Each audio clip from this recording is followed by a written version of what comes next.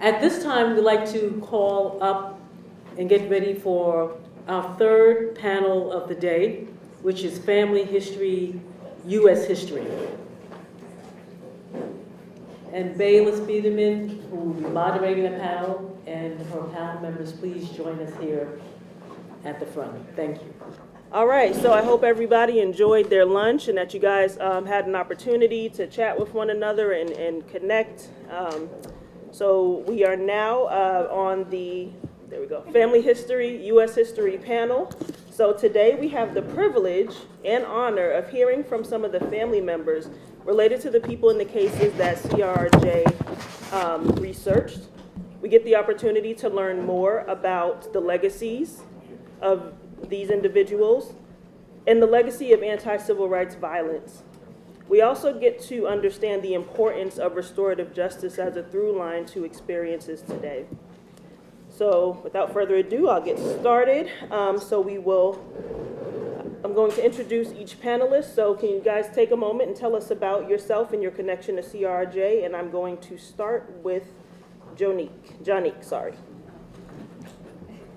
Hi, everyone. First, I have to say, I am so appreciative for the presentation that just happened before our panel, because you hear the word archive, but the enormity of the work that went into that.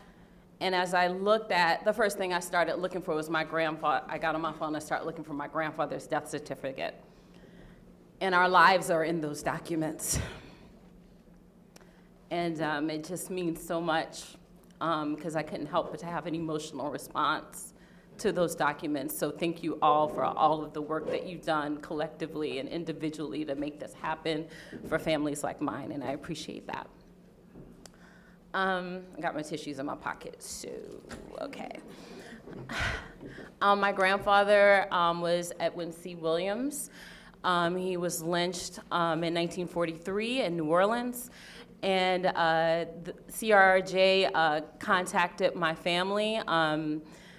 First, my father, who was not very receptive, but then fortunately they got hold of my cousin Darrett on Ancestry.com.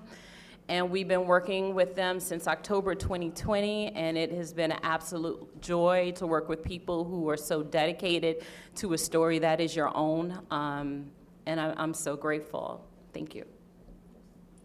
And thank you for sharing that with us, Jonique.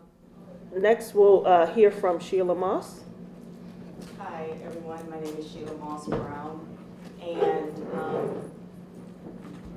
so first of all, since I've been here for the past 2 days, so many members of CRRJ has thanked me for being here. And it's just so odd because I just owe all the gratitude to CRRJ. My grandfather, Henry Pegg Gilbert, was lynched in 1947, and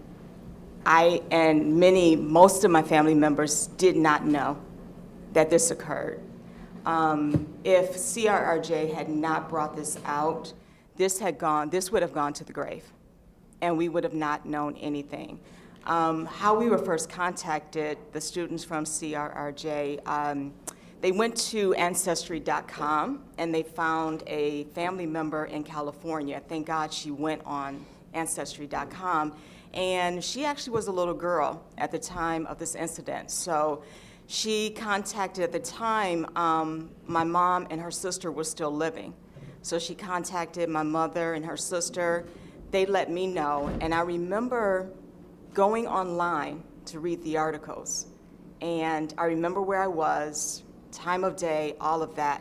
But I also remember it took me 2 days to read about this because this was my grandfather, this was my mother's dad, and my mother was still living, and the death was so brutal.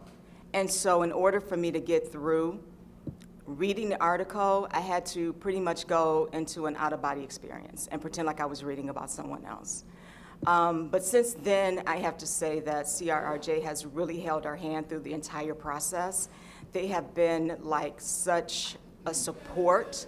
They have done so much to honor my grandfather and to bring out his name and to keep his memory alive and to educate us on everything that he's done and everything that they've found. So when you thank me for being here, the thank you goes back to you, because I wouldn't be here if it wasn't for the gracious and love that you guys have shown us and my family.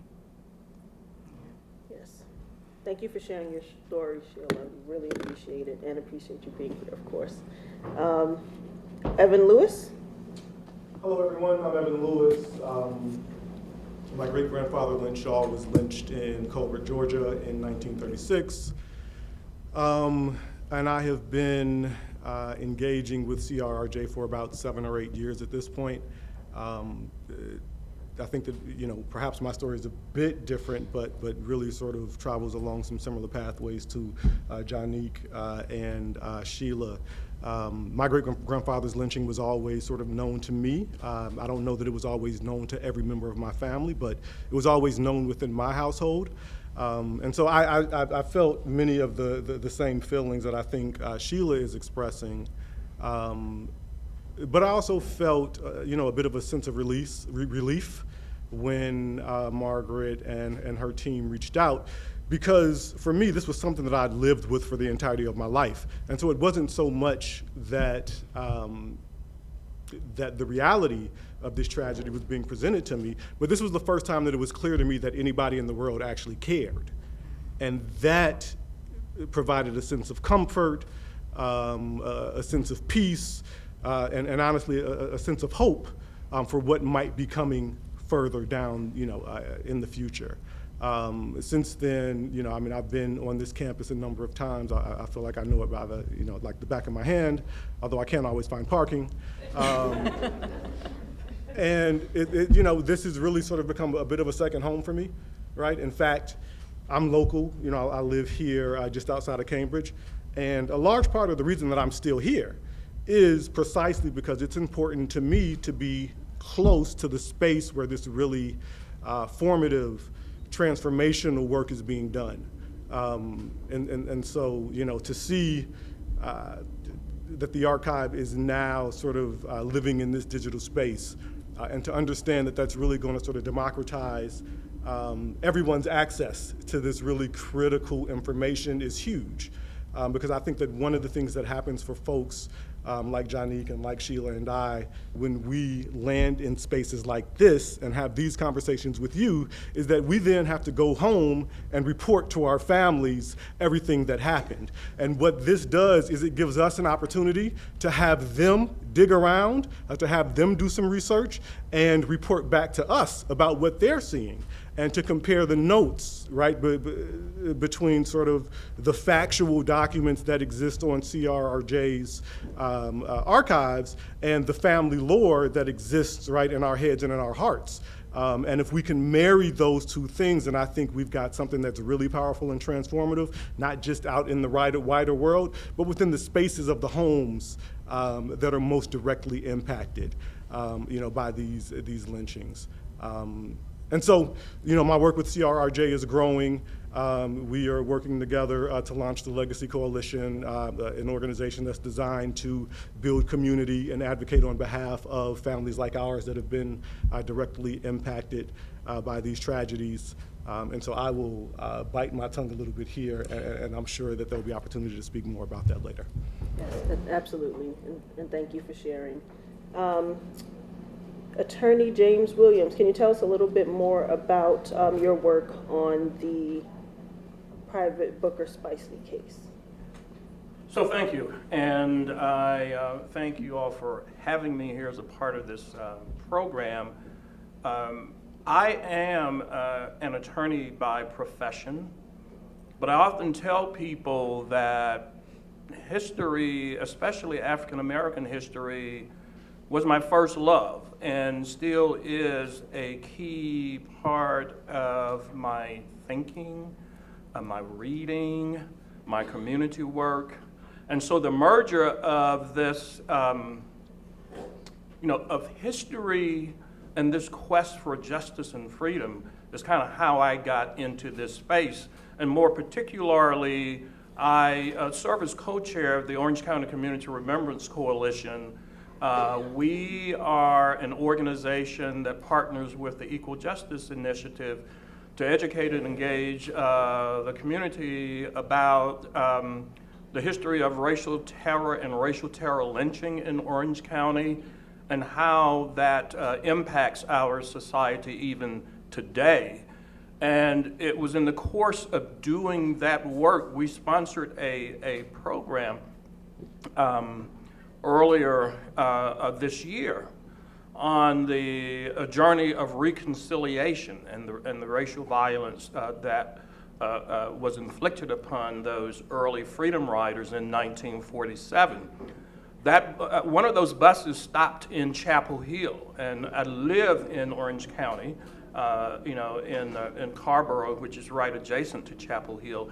And during that stop in Chapel Hill, to make a long story short, 4 of those riders were arrested and charged and ultimately convicted and sent to the chain gang for simply exercising their constitutional rights. One of those riders was Bayard Rustin.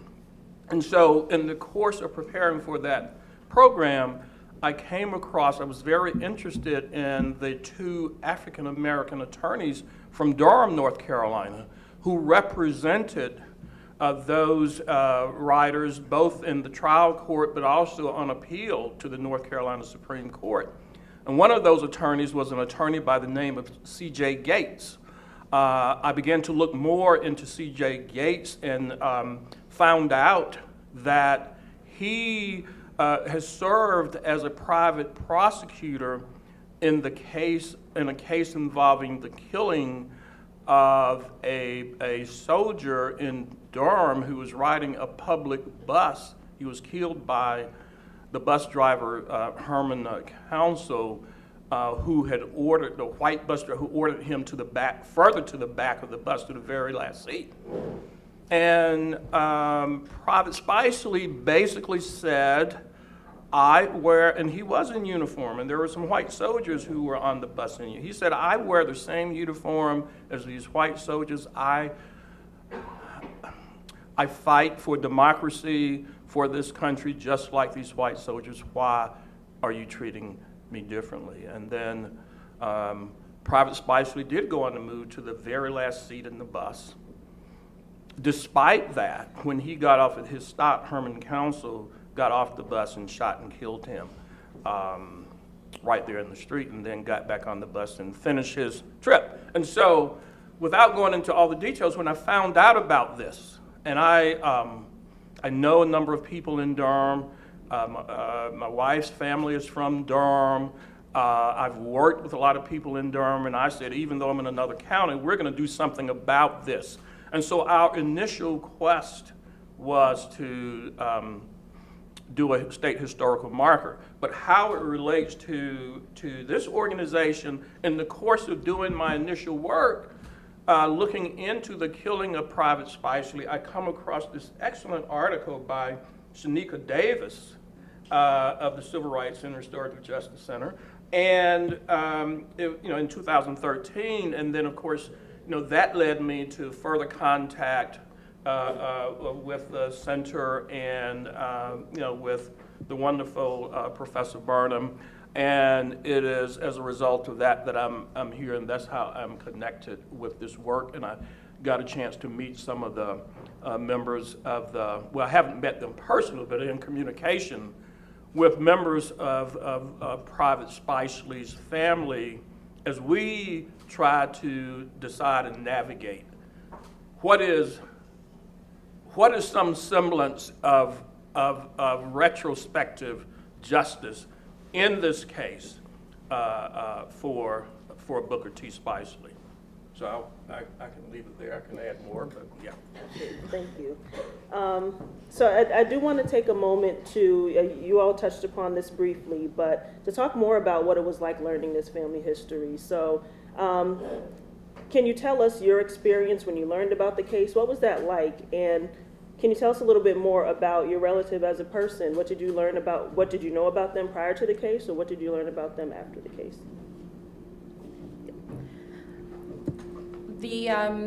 The first document that I read was my grandmother's letter to Thurgood Marshall the day after. My grandfather was killed on a walk home from church with my grandmother. They have 4 children. My father was about 6 months at the time, and my grandmother was holding him in her arms and had my Uncle Roland, who was about 2 years old at the time, in her hand, and they were walking home from church. And they were being harassed by some white sailors. My grandfather stepped in and tried to protect his family, and they broke beer bottles and stabbed him in front of my grandmother and their children, my father and uncle. And the day after, and I was saying to this, I don't even know how my grandmother put her clothes on the day after that. The day after, she goes to the NAACP and she seeks help and she's trying to get justice and she writes the letter. So the letter, that document, is the first time we actually had an account of what really happened, because the adults never talked about it. And obviously, my grandmother was 30 years old this time, nursing a 6-month-old child. She never spoke a word to us. The only thing I knew was Granddad was killed by some white sailors, and that was children's gossip. The adults never sat down and talked to us about that. So that document took my breath away, literally.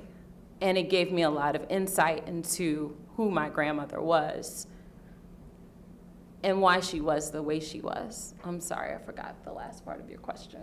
Oh, that's fine. What did you know about your grandfather prior to the case or after learning about the case? Prior to the case, I knew my grandfather was a laborer on the railroad.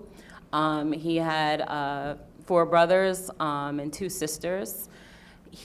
Everyone said he was such a good man, a kind man, and I know that because all my uncles are very good and kind. Maybe I'm a little bit prejudiced, but they are wonderful. He was studying to be a preacher. He was the head deacon at that church. My family still attends that church. That church is 2 blocks away from where he was killed. No one at that church, even though there were members who were alive at the time of that killing, never told us when we were walking from Sunday school when we were 6 or 7 years old to the candy shop down the street that your grandfather was killed 2 blocks away from here. He was studying to become a preacher and was struck down, and what's amazing is that my dad is now the pastor of that church. And it was just a full circle moment to be able to hear those details that were revealed to us in this process. But I have to say, when I hear the stories, one of the things that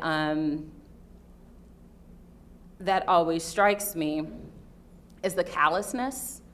Can you imagine killing someone in front of their wife and their 2 small children on a whim? And then the collusion with the police and with our criminal justice system. And it makes me think about this cycle of progress and backlash we always have in this country.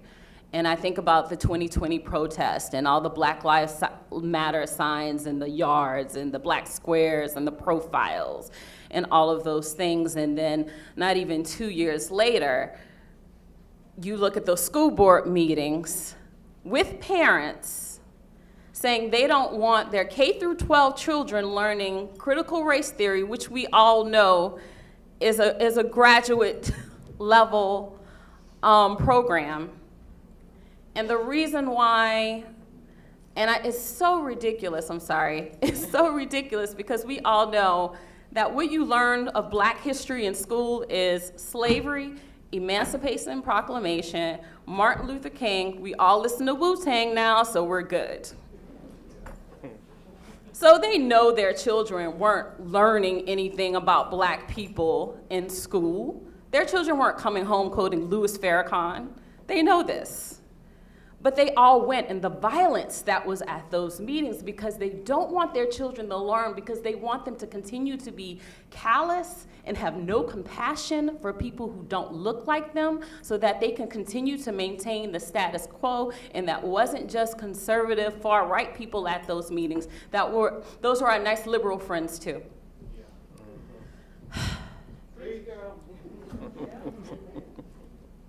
Okay, I'm gonna take a beat, I'm done. I completely understand.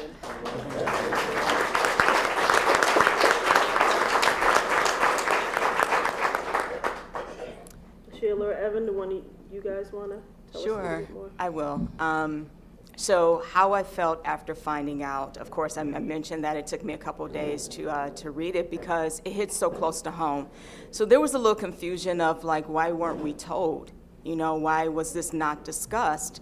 And then I just started thinking about my mother, her sisters, my grandmother, who lived with this their whole life, you know, and buried this and carried this their whole entire life. There was no therapy or anything that that they could go to. And then after having that done, just the continuing seeing the injustices of life. So my mother, in the very beginning, when the students came to meet with them, to interview them, my mother was completely shut off, did not want to talk about it, was a little upset, and thank God my aunt was still living, and she was more open, and she did the interviews, and so we're so grateful to have that footage of her, and to have a little glimpse of not what we just read, but the human aspect of it.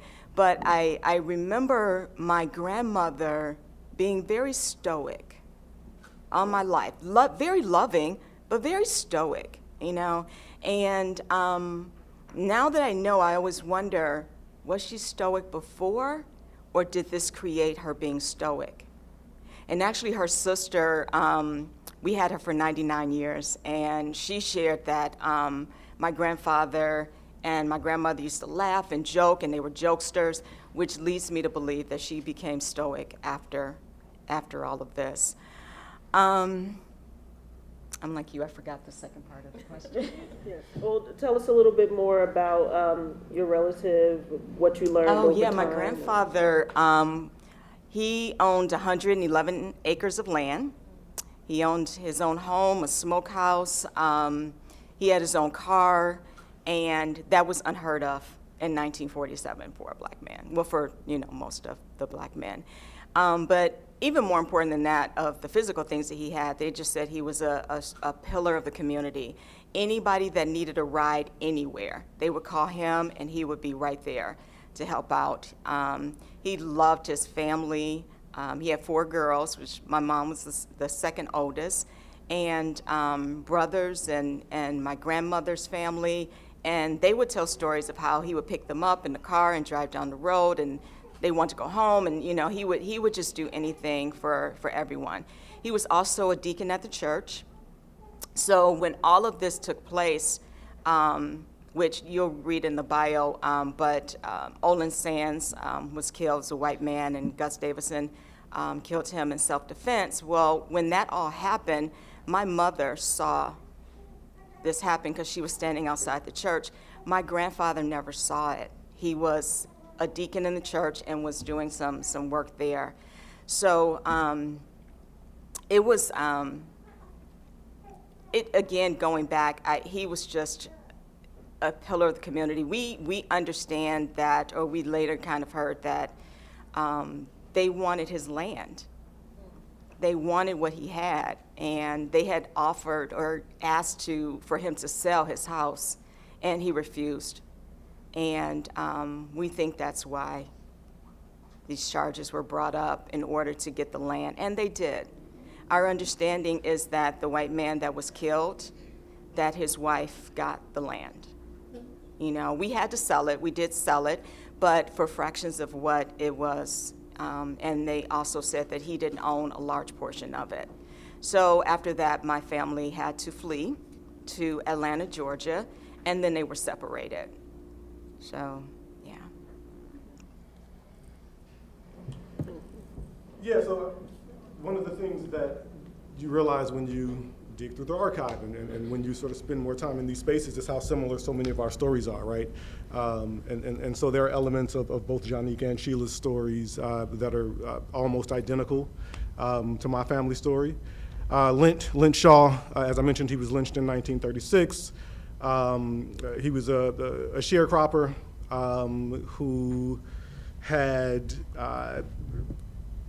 figured a way to secure some land, right? And so he purchased land from the white gentleman that he formerly sharecropped for. And this is 1936, right? So we're sort of right in the Depression era. The gentleman that sold Lent the land dies. His sons decide that they want the land back, and they engage on what turned out to be sort of a months-long campaign that ultimately ended in Lent being lynched. So like Sheila, there's definitely sort of, land loss involved in my family's case. And like Sheila, our family was run out of Georgia. We were displaced in that way. As I said, there was a bit of a drawn-out, sort of sordid affair that led to the lynching. Lent was accused of attempting to assault a white woman. He was jailed. A lynch mob attempts to break him out of the jail to lynch him unsuccessfully. Initially, they come back later, successfully sort of extract him from the jail cell. And attempt to take him several miles away so that he can be lynched in another town. During the transport, he defends himself. He stabs one of the officers that is transporting him. He's then shot. So now he lands at Grady Hospital in Georgia and is cared for there. At that point, he's engaged by some members of the Communist Party who are interested in trying to find some ways to provide some help and support and relief to the family. And ultimately, Lent is then brought back to be lynched, within earshot of his family, right? So his wife and 11 children hear the entire ordeal. In the aftermath, he's brought out to the body. His sons are brought out to the body. They're told that they've got to, leave town immediately, that there will never be any more Shaw men in Georgia. And so that is how I came to be raised in Chicago, and how so many other members of my family came to be raised in far-flung places. As I mentioned earlier, I knew a lot of the details, right, associated with the lynching prior to engaging with CRRJ, but CRRJ confirmed what was sort of family lore, right? And I was raised in fairly unique circumstances, right? So to Jonique's point around the limited scope of Black history that's taught in a lot of, schools, that wasn't my experience at all, right? My parents are former Black Panthers. They met on a Black Panther prison bus, right? That's kind of my origin story. I was educated in independent schools that were founded and run by veterans of both the Black Panther Party and the Black Arts Movement, right? Mama Safisha, Carol Lee, who's at Northwestern now, and Baba Haki, Don Lee, right, and Hakeem Adabuti founded a school, New Concept Development Center, and that sort of formed the basis of my sort of education, and that means a lot of things for me. One of the things that means for me is that I wasn't surprised at all, right, by any of the details as they emerged, but again, it confirmed that so much of what I heard as a child was not only family lore, right? This was not, this wasn't my parents sort of embellishing a story, right? To sort of teach me some fundamental values. This was just the truth that they were handing to me, and now CRRJ has given us the ability to hand that same truth to other members of our family as we move forward. What I knew about Lent as a child was that, again, he was a former sharecropper, that he had a large family, that he was on his way to being more prosperous, that he had dared to attempt to secure land at a time when that was enough to get a Black man killed. And But I also learned that, and this is, some of these details were clear to me early on. Some of this is dawning on me now because I have a family.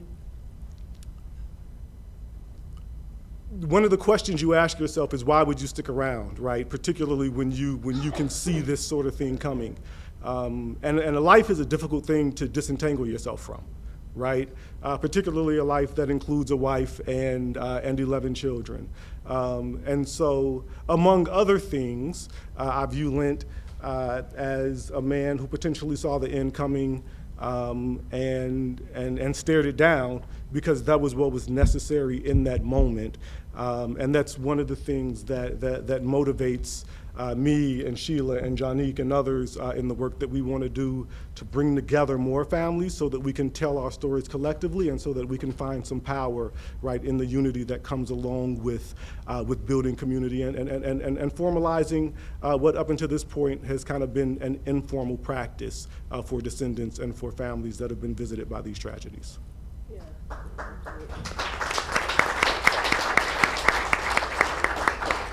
Okay, I do want to pivot a little bit to talk about what it looks like to seek justice in these cases, whether formatively in the courts or through restorative justice. Mr. James Williams, can you tell us a little bit more about your experience seeking restorative justice for Private Booker Spicely? So let me, excuse me, thank you. And let me preface this by, this concept of resistance and fighting back, there's that theme also in this story as it relates to Booker T. Spicely. When he was killed, his siblings, and I think there were three, two sisters and a brother, and I know they made consistent and persistent efforts to try to seek justice for his killing. They went so far as contacting the NAACP. They've had correspondence with Thurgood Marshall and others at the NAACP. They sought and actually was able to get a private, a prominent African American attorney in Durham to assist in the prosecution of the case because they didn't feel that the powers that be would aggressively prosecute the case. In addition, and I might add that the case that, one might say that the fact that Herman Council was even charged in 1944 for the killing of a black man who disobeyed his order to move to the back of the bus. The fact that Herman Council was even charged, some people said, well, that's an indication of progress, but hardly. Even though he was charged, the case goes to trial, and this whole thing of jury pool, diversity, inclusion. You had 12 white men who was a jury of, Herman Council definitely had a jury of his peers. Most of our clients don't. Most people of color don't. 28 minutes not guilty, despite the fact that there were numerous witnesses who testified that this was basically cold-blooded, premeditated murder. So, so there are a lot of, there are several systems implicated in the injustice that occurred. And so when we start talking about restorative justice or retrospective justice, there are several things that come to mind. One, I do think, we do want to work with the family of Booker Spicely to get a better sense of what their perspective of what justice would look like in this case, in this situation. And I think they're still working through and thinking through that. Another thing is, the state historical marker. We've been working on, I put together a small committee to help with that work, and that was 4 months ago. We submitted our application package to the State Historical Committee last week, toward the end of last week. And I feel comfortable in saying that is probably the strongest package that that committee has seen in its existence. And so we feel good about that there will be, at some point, can't say when, a state historical marker at the intersection of West Club Boulevard and Berkeley Street in the Walltown neighborhood, right near the spot where Booker Spicely was slaughtered. So that's one thing. Another thing that we're looking at, I meant the owner, the operator and owner of the bus company, it was a Durham city bus, but it was owned and operated by what was then Duke Power. And Duke Power is an unindicted co-conspirator in this situation. Not only did they bail Herman Council out of jail the day after he was ultimately charged, they retained attorneys to represent him. They kept him on the job. The only thing they did was to change the bus route. And so he worked for them from that date until he retired about 25 years later. And so part of what we are considering our committee is what is the ask, what do we demand, what do we request of Duke Energy? Now in 2022, when they promote themselves as a company of equity and inclusion and justice, what are you going to do about this? And there was an ask made in 2013, I believe, 2013 or 2015, by students and from this clinic, and basically for them to something as limited as name a scholarship in the honor of Booker Spicely. Their response basically was, "We're doing enough for y'all now, so we don't need to do that." But we're going to give them an opportunity to do right. And we've got some ideas about what that might look like. Final thing that we're going to be doing is seeking to develop a curriculum plan to include, the story about Booker Spicely, in the curriculum of the public schools in the state of North Carolina. I have good connections and working relationships with the people at Carolina K through 12, and what they do is try to make it easier for public school teachers to teach what is referred to as hard history. And they've got a lot of experience developing these curricula. So another thing that we want to do is to have a Booker Spicely story, and the story of World War II and the Double V campaign as a part of the curriculum in the public schools in the state of North Carolina. So those are some things that we're thinking about. Absolutely. Thank you so much for sharing that with us. And for the family members, we heard today about land loss. We heard about disbursement of relatives. So, in terms of restorative justice, I'd like to know a little bit more about the generational costs of these acts of violence, and what does restorative justice look like for your family, or what does it mean to you? When I think of restorative justice, I'm thinking of criminal justice reform. This is my perfect world. So, criminal justice reform, a justice system that's based on precedent, when that precedent obviously favors straight, white, rich men, is obviously not going to serve the rest of us. In our justice system, we have recourses for people who have experienced irreparable harm. Vanessa Bryant was just awarded $60 million because of the heinous actions of law enforcement releasing photos of her family, right? So if those kind of acts cause harm, and we know that the cycle of trauma and violence just keeps repeating itself over and over in families, when you experience that kind of trauma, then there should be some value that can be assessed for what not only victims of lynching, But our greater community was in New Orleans was affected by that lynching. And that's the purpose of it, right? Terrorism. It didn't happen to your father, but it could happen to your father. So watch out, watch what you say, watch how you step.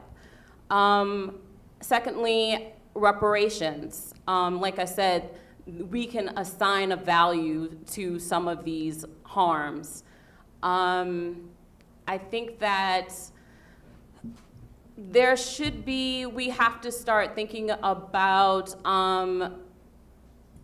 narrowing the wealth to income gap, which we know all of these things are related: housing discrimination, white supremacy.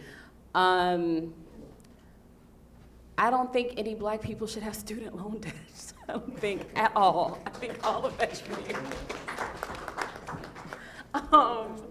I don't think that black people should have to go to school, should have to pay for school at all. If we're being fair, if our justice system is supposed to be fair.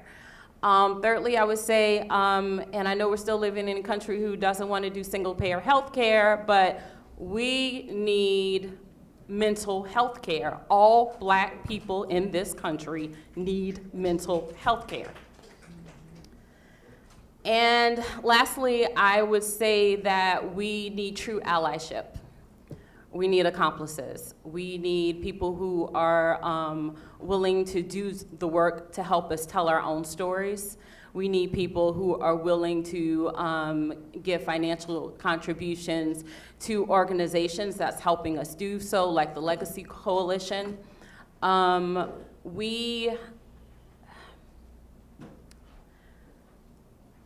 The reason why this archive is so important is because the level of gaslighting that goes on in this country about the harms that we have experienced in this country, my God, just as a black woman in this country, having to think about writing an email for 15 minutes before I can press send because I don't know what's going to happen next.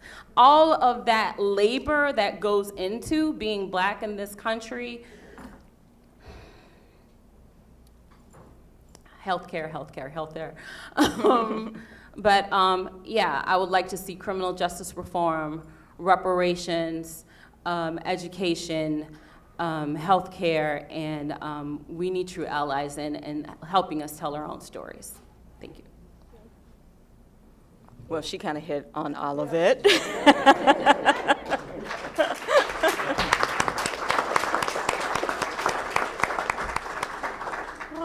And I'm going to try my best to leave some space for audience questions, so please start thinking about those now.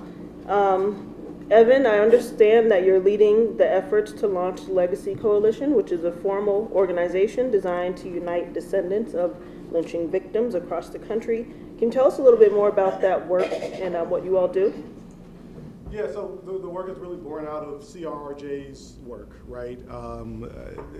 It's an effort and an opportunity to build community and to build a formal organization for the folks whose life stories are sort of laid out in all the documents of the archive. And for the folks who came after them, right, whose lives are impacted by the realities that are spelled out by those archives, right? I'm going to ramble a little bit here, so I apologize in advance. Right, so all the pieces that Jonique hit on are absolutely necessary and sort of form the basis of any petition for repair that might come moving forward. But what this looks like in real life, right, is far more traumatic, honestly, than what can be spelled out on paper, right? I think I saw Rose mention economists and the wealth gap during the session earlier, right? And that is, and your work obviously, speaks directly to that. And so what that looks like in real life, though, right, is like what it looks like in my household growing up. So, I am. I'm the son of Rita Lewis, whose grandfather was Lent Shaw. Lent is lynched in Georgia as a landowner. His family is dispersed, sort of in the immediate aftermath of that lynching, and my family goes from being landowners in Georgia to living in the projects on the south side of Chicago, right? And there's a lot of beauty and a lot of joy in the projects on the south side of Chicago, but there's not a lot of money there. I am then, born and raised by my mother in a single parent household, one bedroom apartment in the shadows of the University of Chicago. I didn't have a room of my own until I went to college. And I'm one of the lucky ones, right? Because I've got cousins who paid far more dire costs. I've got cousins who have spent the majority of their adult lives in prison as a direct result of the poverty that can be directly tied to land loss and to the trauma associated with Lent's lynching, right? And so when we talk about repair and when we talk about reparations, this is what we're talking about. And we're not just talking about reparations for what happened to Lent. We're talking about reparations for what happened to his wife, Sugar Lee, in the aftermath of the lynching, what happened to my grandmother, May, in the aftermath of the lynching, and what may happen to my daughter, May, in the aftermath of that lynching, right? And so repair looks like all of the things that Jonique has spelled out, but it also looks like providing individual families, individual households, and communities with the resources necessary to grapple with the heinous terrorism that we've been confronted by, and then also to provide us with the resources necessary to ensure that, one, this doesn't happen again, two, no one ever forgets that this happened here, and three, that if and when other attempts to execute crimes like this, crimes against humanity, happen, that the entirety of the country, the entirety of the nation says up and says full-throated and with its whole heart that we won't stand for this. That's not the America that I see. And one of the things that I think these efforts can lead to is the money, the resources that can help Black people to heal and to repair, but also the money and the resources that will shine a light on this history and perhaps give the country an opportunity to be what it could be, to be the best possible version of itself. I'm sorry, is it James? I can't see your entire nameplate there. James mentioned earlier that he and his group are dedicated, right, among other things, to giving Duke Energy an opportunity to do the right thing. And I am dedicated to ensuring that folks have that opportunity as well.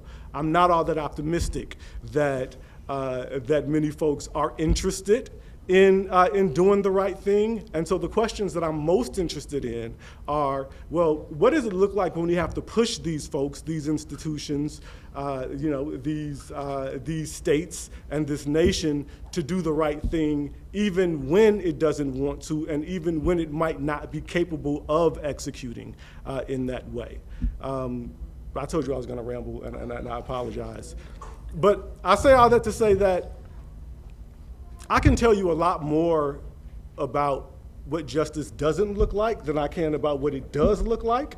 And to be perfectly frank with you, I'm still wrapping my mind around what repair means. I'm still wrapping my mind around what justice looks like. But I know that without an effort, that we can't ever get there. And so, that's kind of my most sincere hope, is that we will push ourselves into a space where we can see some incremental gains that give us all hope. I'll say one other thing, and then I promise I'll be quiet here.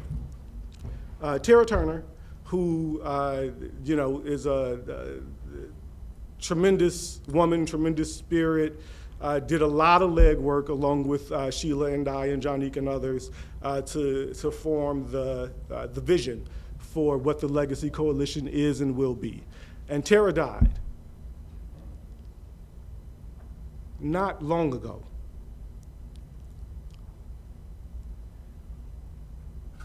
And what can't happen is that we cannot continue to lose descendants and members of our organization before they see the fruition of the work that we're attempting to do, right?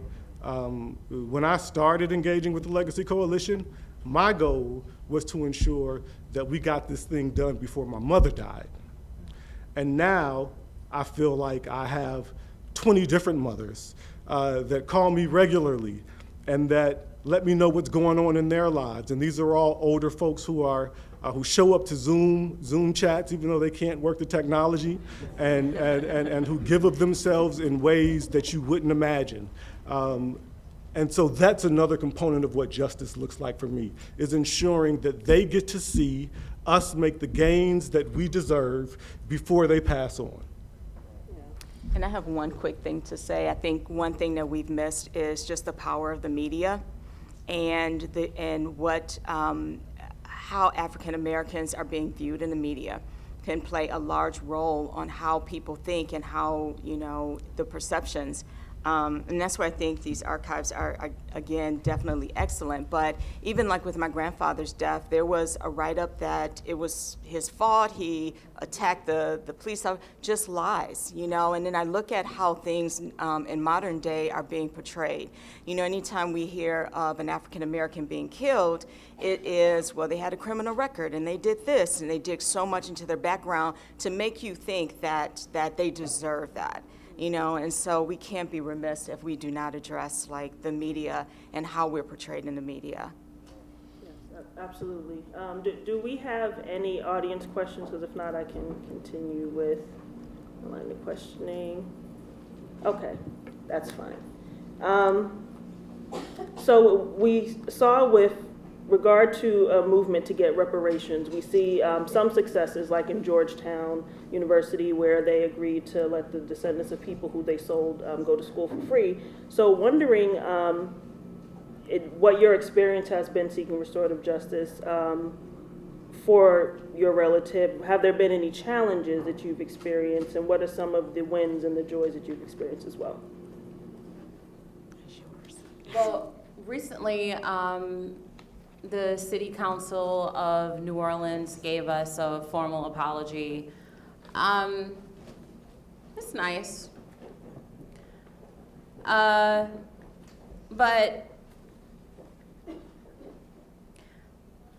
the reason why we got that apology is because my family owns a small business in the local community, and my brother went to Morehouse, and he has friends, and friends talk, and it wouldn't have happened if we didn't already have some level of privilege in our community.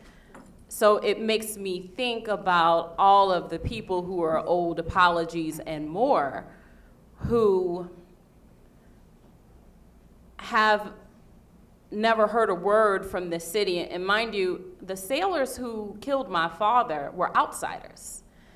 Yet the justice system worked better for those outsiders who killed a citizen who was contributing to his own community. And then, just like Sheila said, they made it seem in the newspapers that my grandfather was the aggressor, as if he could have defended himself from two men.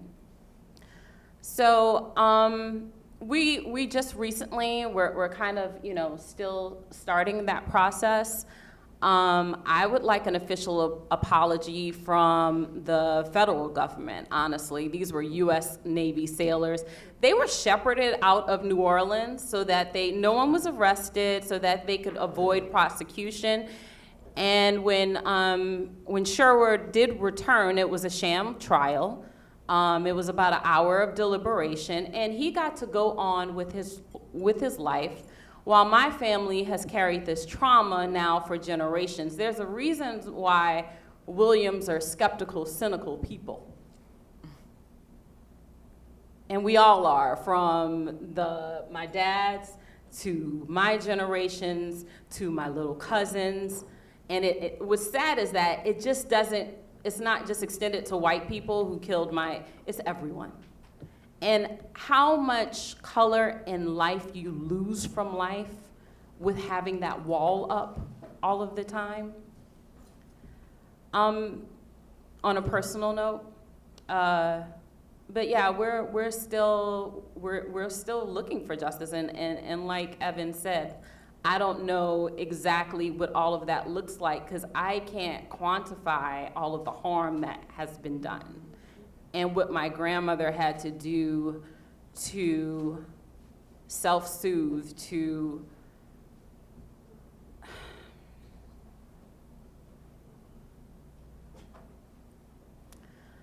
make herself whoever she needed to be to get through that, and how that affects all of us.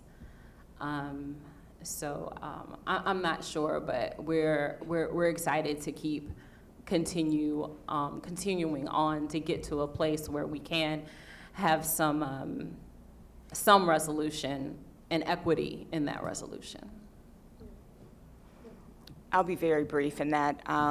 We haven't had a lot of reconciliation, and I think what you said was so strong, because how can you reconcile that? In our documentary, Otis Moss says something that's so profound, and he says, can you unburn me?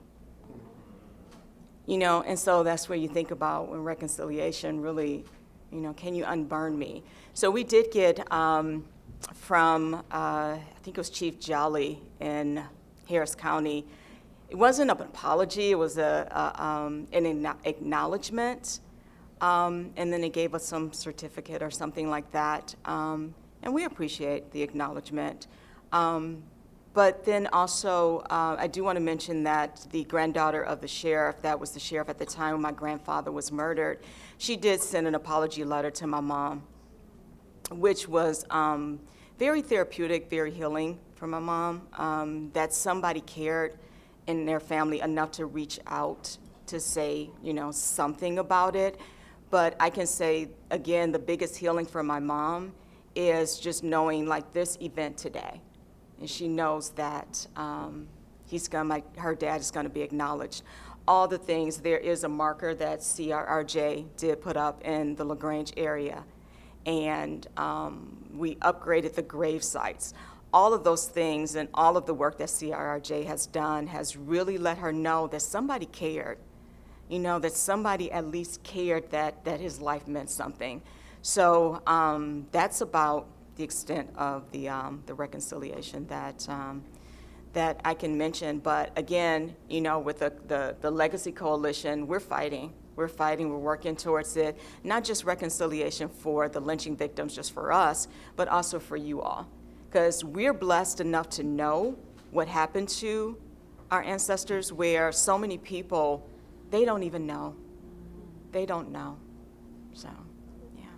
And so Bayliss, I want to speak to the first part of your question, right? You know, my engagement with CRRJ and with Descendants and in this work has been remarkably joyous, right? Overwhelmingly positive. You know, I look into the crowd in rooms like this and I see faces that I know and folks that I share real affection for, right? Margaret is a hero of mine. And I didn't know Margaret before this, right? And I'm ashamed to say that I didn't know of Margaret prior to this. But as we began to engage, you know, she is, you know, she's an institution. She's phenomenal. She's amazing. And she and her team have given my family and many other families a tremendous gift, right? The gift of sort of knowledge and understanding what's happened, part of what's happened in our history. And that presents us with an opportunity to do something about it. Now, as joyous as this has been, there's also been some very real challenges, and I think that everyone should be clear that, particularly when descendants stand up and put their names on this cause, they are inviting hardship, they are inviting pushback, and in some instances, you know, we are inviting pain, right? And so, again, while this has been overwhelmingly a positive experience for me, as a result of my work with the Legacy Coalition, I have been threatened with imprisonment. I have been pushed out of jobs. I have, you know, I have lost wealth again, right, as a result of putting my name on this work publicly. And so no one should be under any misconceptions about some of the risks that are associated with this, because there are still folks that don't want this history to be unearthed. And even some of the folks that are interested in unearthing this history want to do it on their own terms, right? And that can invite a level of pushback as well. And I'm not alone in this. I mean, I can tell you that at least 2 members of the Legacy Coalition have been pushed out of jobs as a direct result of the advocacy work that we are doing on behalf of our ancestors. And I don't expect that this will be the last time that these sorts of things happen. And so while it is true that we've got to find ways to make sure that we properly remember and honor our ancestors, we also collectively have to make sure that we find ways to protect the folks that are committed to doing this work now. And that means one thing when you have institutional backing and a measure of support and protection that comes with that institutional backing. That means something very different when all you have to stand on is your family name. So while we look forward, towards the future of what this work might mean for us and what it might look like, I think it's incredibly important that we learn the lessons that are beginning to sort of be borne out in this present moment, because I don't believe that my experience and the experiences of others will be isolated incidents moving forward. And as these travails present themselves to us, we will need to continue to lean on the folks in this room for support, because as I mentioned previously, before CRRJ, no one cared about what happened to my family. And I suspect that absent the work of CRRJ, no one would care what happens to my family. So, I thank you all in advance for all the support that I know you're going to lend us, and and I'm looking forward to coming back the next time CRRJ has something monumental to celebrate, so that we can lend our voices to that as well. So I want to take a moment to acknowledge our panelists and thank them for their bravery in coming here to tell their story, their openness and willingness to tell their story, and just coming to share space with us today. So thank you guys.